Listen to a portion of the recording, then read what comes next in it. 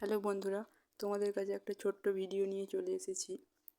আজ শ্রাবণ মাসের প্রথম সোমবার।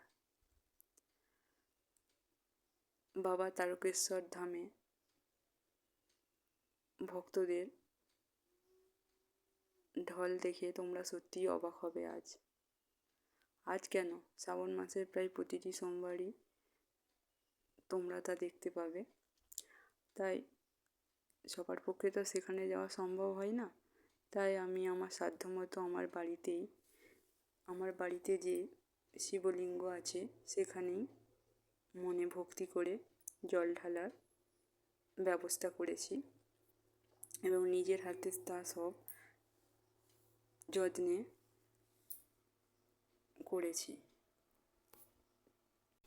সকাল সকাল স্নান সেরে সব রকম ব্যবস্থা করে নিলাম বাবা শিবের মাথায় জল ঢালার জন্য, এবং মনকে শান্ত রেখে সব রকম